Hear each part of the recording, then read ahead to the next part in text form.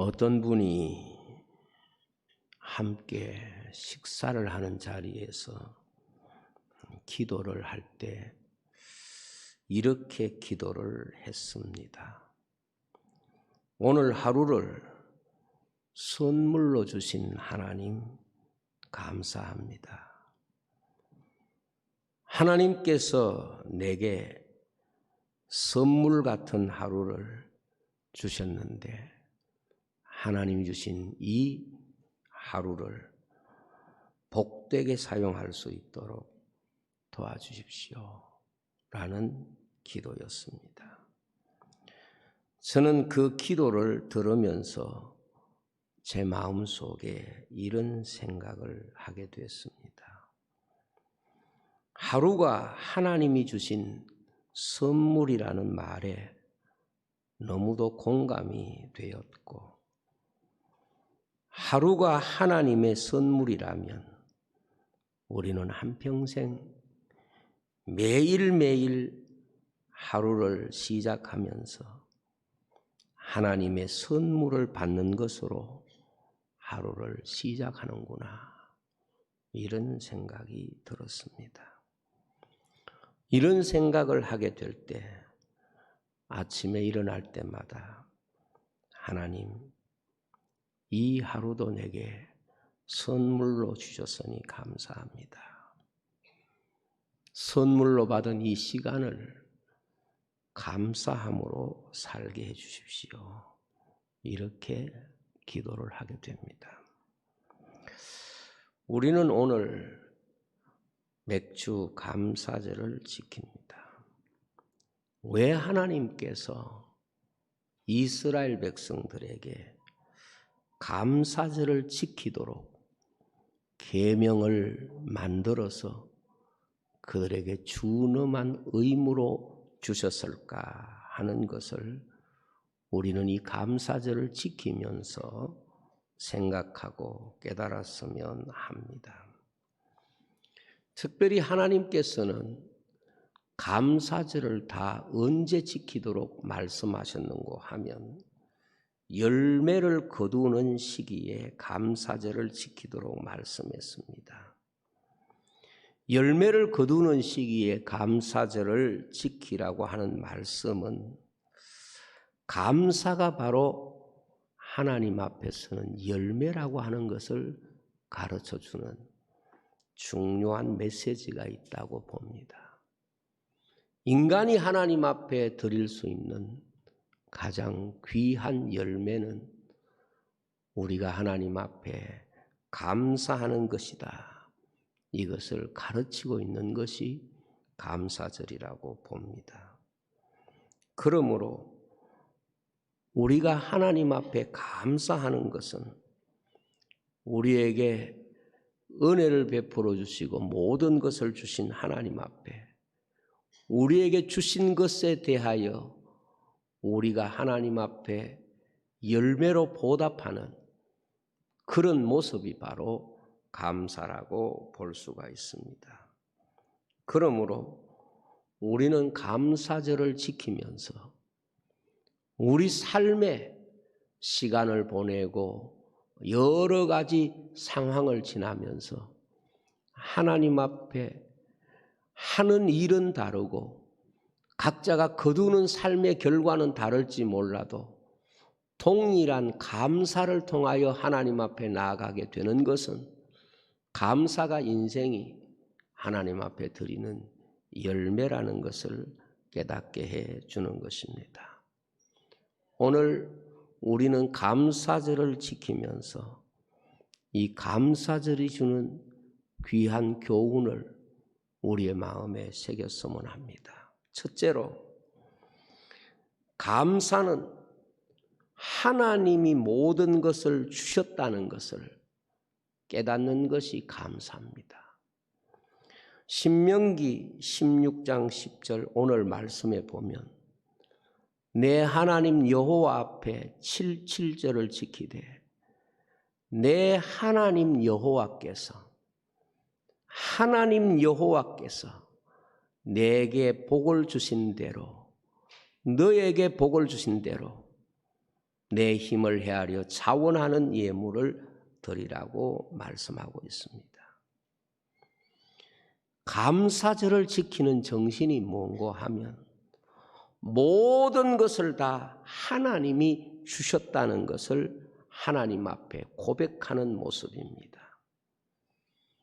그러므로 우리가 이 세상에 살면서 어떤 감사가 우리에게 왔든 또 삶의 결과가 어떠하든 우리는 모든 은혜가 다 하나님이 주셨다는 것을 고백하는 감사의 믿음을 가져야 됩니다.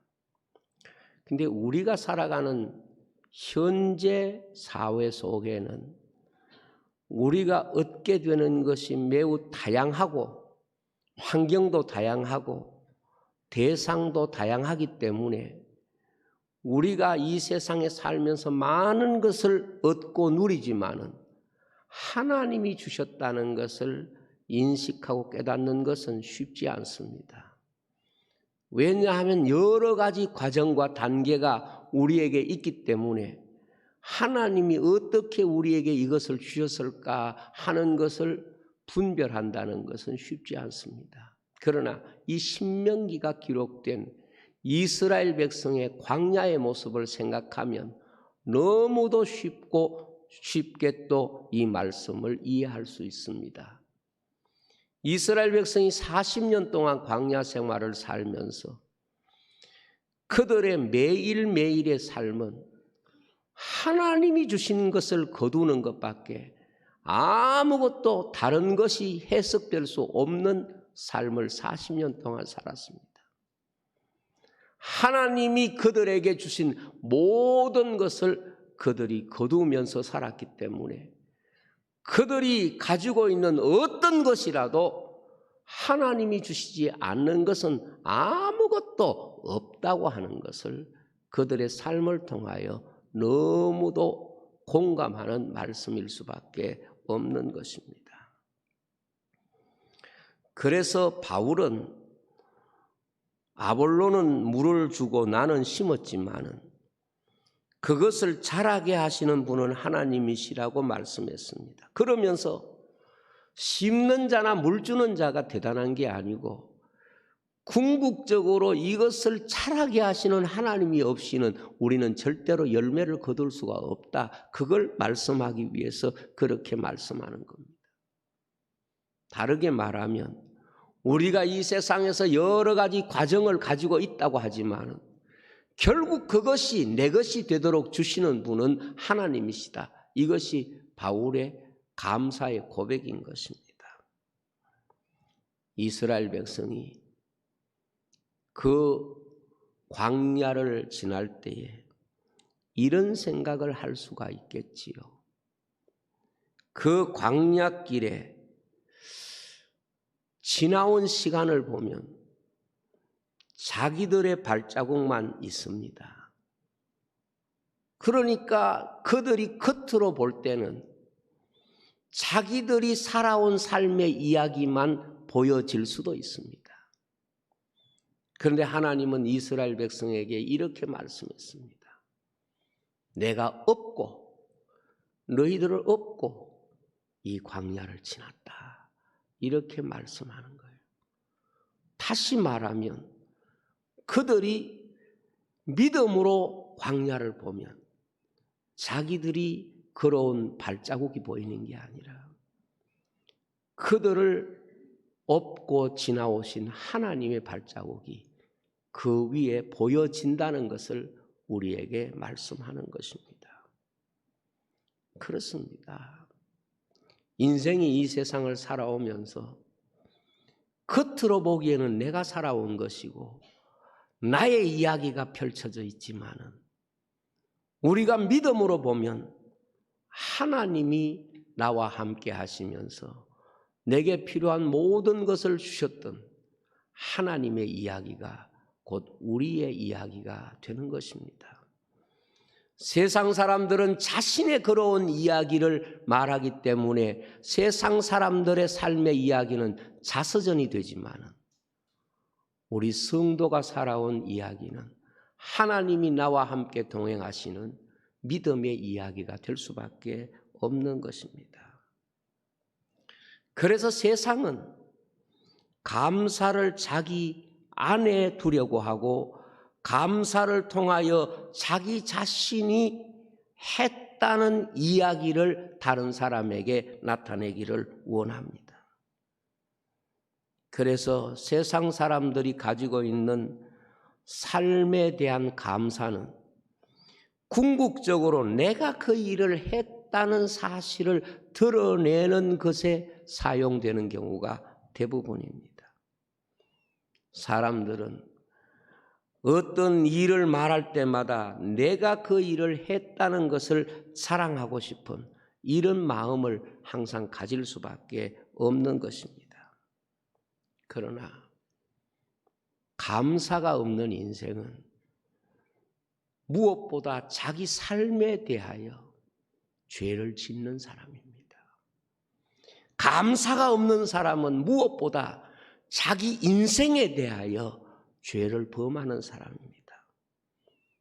모든 것이 하나님의 은혜로 이루어졌는데 내 삶이 그 하나님의 은혜를 지워버리고 내 발자국을 이야기하고 하나님이 나를 업고 건너신 그 세월은 없어버리고 내가 어떻게 살아왔는가를 이야기하는 것은 하나님이 내게 주신 은혜를 배반하는 것이고 내게 주신 은혜를 우리는 스스로 부정하는 것이기 때문에 감사하지 않는 인생은 궁극적으로 자기에게 죄를 짓는 무서운 죄가 되는 것입니다. 왜냐하면 감사하지 않는 사람은 결국 자기 마음 속에 있는 거짓과 교만과 손잡는 것입니다. 그래서 자기 인생 가운데 내 모든 것이 되어주셨던 하나님의 은혜는 덮어버리고 내가 거짓과 손잡아서 나의 이야기를 만들어내는 것이고 내가 했다는 말을 하기 위해서 하나님이 하신 일을 지우게 되는 것입니다. 저는 우리 성도가 정말 하나님을 믿는 사람이라면 나의 나 된 것은 모든 것이 하나님의 은혜였다고. 하나님의 은혜가 아닌 것은 아무도 없는 것입니다.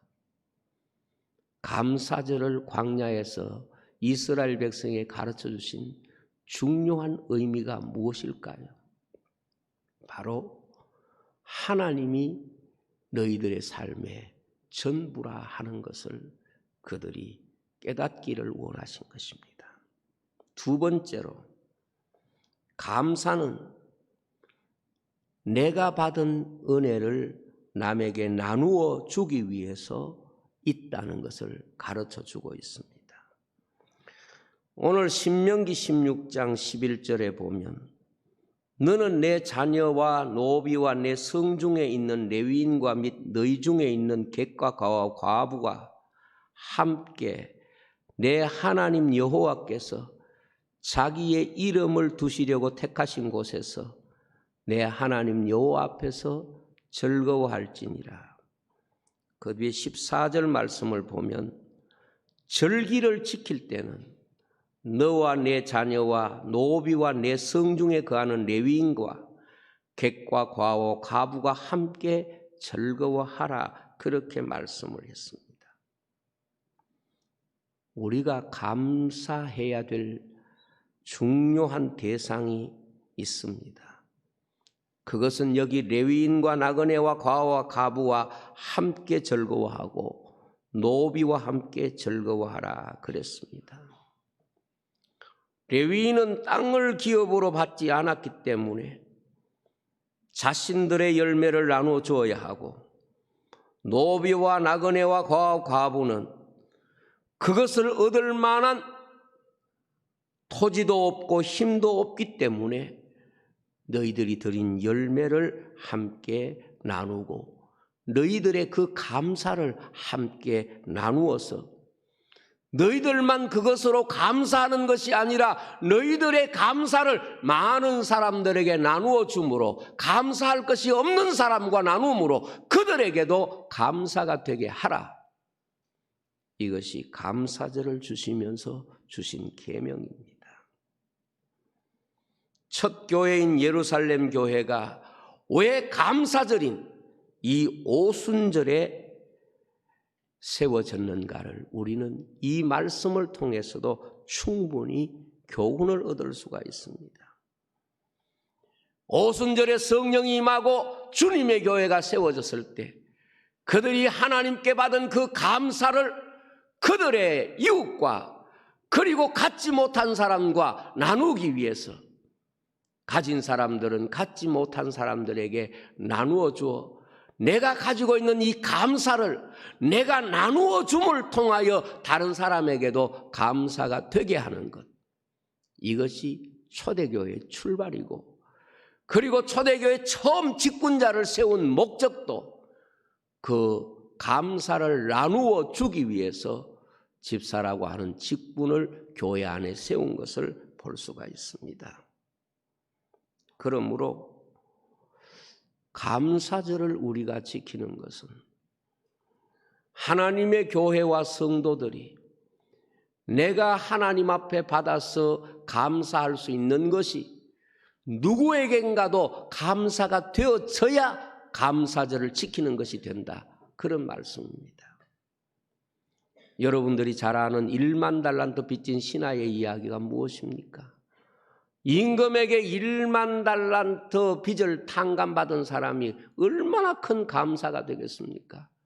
여러분, 수백억이 넘는 그 엄청난 돈을 탕감받은 그 신하의 감사라고 하는 것은 말 그대로 자기와 자기의 모든 식구의 생명을 바쳐가지고도 그 감사를 다 표현할 수 없는 큰 감사를 그들이 받았습니다. 그러나 자기들이 받은 감사가 동료의 감사가 되지 못하면 임금은 그 감사를 도로 회수하는 것입니다. 뺏는 것입니다. 오늘 우리가 감사절을 지키면서 내가 하나님 앞에 감사할 수 있는 것이 진정 하나님이 받으시는 감사가 되기 위해서는 내 감사가 다른 사람에게 감사가 되게 하라. 이것이 감사절에 우리에게 주시는 두 번째 메시지라고 볼 수가 있습니다. 우리 교회가 이 맥주 감사주일 헌금을 농촌교회를 위한 헌금으로 전액 목적 헌금으로 드리고 있습니다. 또 부활절 절기 헌금도 그렇고 모든 절기 헌금이 다 목적 헌금입니다. 이번에 필리핀 선교사님 제게 메일이 오기를, 목사님, 이 가난한 도시 빈민들이 지금 먹을 것이 없어서 죽어가고 있습니다. 이런 안타까운 사정을 보내와서 그래서 저희 교회가 그들에게 양식을 공급하도록 얼마의 돈을 보냈습니다. 그때 그 선교사님이 그렇게 이야기를 했습니다. 제1교회는 우리에게 천사와 같았습니다. 그런 말을 들을 만한 그 정도도 아닌데 그런 이야기 하니까 그들의 상황이 얼마나 지금 절박한가 하는 것을 느낄 수가 있었습니다. 저는 우리들의 이 감사가 또 다른 누구에게 이토록 감사가 된다는 것은 참으로 감사한 일이라고 생각합니다. 저는 적어도 대한민국의 모든 교회들이 이 맥추절 감사 헌금만이라도 성경에 기록한 대로 가난하고 어렵고 힘든 사람들에게 감사가 되도록 나눌 수 있다면 아마 한국 교회는 이 농촌 교회와 약한 자들을 살려낼 수 있는 충분한 계기가 될 것이라고 생각합니다. 이 감사절을 우리에게 주시면서 감사할 것이 없는 그 사람들에게도 너희 감사를 함께 나누어 주어서 그들로 하여금 함께 감사하게 하라. 이것이 감사절의 교훈입니다. 세 번째는 교회는 감사를 훈련하는 곳입니다. 신명기 16장 15절에 보면 내 하나님 여호와께서 택하신 곳에서 너는 이랫동안 내 하나님 여호와 앞에서 절기를 지키고 내 하나님 여호와께서 내 모든 소출과 내 손으로 행한 모든 일에 복 주실 것이니 너는 온전히 즐거워할지니라. 여기 택하신 곳이라는 말씀도 있고 여호와 앞이라는 말씀도 있습니다. 여기에 뭘 말하는가 하면 지금으로 말하면 교회를 말하는 것입니다. 여러분, 성전의 기능이 무엇입니까? 그들이 감사하기 위해서 모이는 곳이 바로 구약시대의 성전의 기능이었습니다. 그들이 언제 성전에 모였느냐? 감사의 절기에 성전에 모였던 사람들입니다. 교회는 하나님의 백성들이 감사를 훈련하고 감사를 순종하고 또 감사를 실천하기 위하여 훈련받는 그런 현장이 되어야 합니다. 이것이 바로 감사 정신에 너무도 중요한 것입니다. 그러면 우리가 감사하면 되는 거지 왜 성소에서 감사하게 하느냐? 왜 하나님의 교회에 모여서 이 감사를 훈련하도록 하느냐? 굉장히 중요한 메시지가 있습니다. 여기 예루살렘 성전이나 교회는 천국을 의미하는 곳입니다. 여러분, 성도의 감사의 진정한 뿌리는 하나님의 나라를 바라보면서 드리는 감사고 그것을 바라보면서 나누는 감사인 것입니다. 여러분, 세상 사람들의 감사는 어디까지나 세상에 속한 감사일 뿐입니다. 우리가 영적으로 성숙해지면 세상 속에 있는 감사는 언젠가는 마지막에 가면 이미 식어버린 감사가 되고 후회하는 감사가 되고 그리고 잃어버리는 감사가 된다는 걸 알고 있습니다. 왜 하나님의 나라, 교회가 하나님의 거룩한 나라의 이 세상에 중요한 임재라고 본다면 왜 교회에 모여서 감사를 훈련해야 되는가 하면 우리가 하나님의 나라를 바라볼 때에 모든 것이 감사가 될 수 있기 때문에 그렇습니다. 여러분, 하나님을 사랑하는 자, 뜻대로 부르심을 입은 자들에게는 모든 것이 합력하여 선을 이룬다는 말씀을 하셨습니다. 하나님의 백성은 하나님의 나라를 바라볼 때 이 세상에서 감사가 아닌 것은 아무것도 없습니다. 하나님의 나라를 바라보면 아픔도 감사가 되고 슬픔도 감사가 되고 고난도 감사가 됩니다. 여러분, 계시록에 보면 천국에 들어간 하나님의 백성들의 감사가 나옵니다. 하나님의 백성들에게는 고난도 핍박도 눈물도 슬픔도 하나님의 나라에서는 다 감사로 그들이 하나님께 영광을 돌린다는 것을 말씀하고 있습니다. 이것이 바로 우리가 성소에서 감사하는 중요한 이유입니다. 성소에 모여서 감사하는 중요한 이유입니다. 우리가 이 땅 위에서 여러 가지 감사할 일이 많겠지만 결국 성도의 감사라고 하는 것은 하나님 나라에 갈 때 감사가 되어야 감사가 되는 거지, 이 세상에서 잠깐 감사되었다가 사라지는 감사는 진정한 감사가 아닌 것입니다. 모든 예배는 천국 잔치의 모형입니다. 그래서 여러분들이 경험하시겠지만은 예배를 통하여 은혜 받고 나면 어지간한 내 삶의 문제도 다 감사로 바꿔져 있다는 걸 경험합니다. 예배를 통하여 우리가 하나님의 은혜를 경험하고 나면 우리가 살아가는 많은 문제까지도 내가 감사로 바뀌어져 있음을 우리가 영적으로 경험하는 것입니다. 그래서 우리가 신앙생활을 할 때에 교회를 통하여 진정한 감사를 하지 못하면 이 세상의 모든 것을 가지고 감사한다고 하더라도 마지막에 가면 그 감사는 식어지고 잃어지는 감사가 되는 거예요. 감사라는 게 참 신비해요. 그때는 대단히 큰 감사다가 나중에는 그 감사한 걸 후회하는 경우도 많습니다. 지금은 막 감사하다가 나중에는 감사가 아닌 것도 많고, 지금은 감사한 그 사람이 나중에는 내게 감사가 아닌 사람으로 바꿔질 가능성도 충분히 있습니다.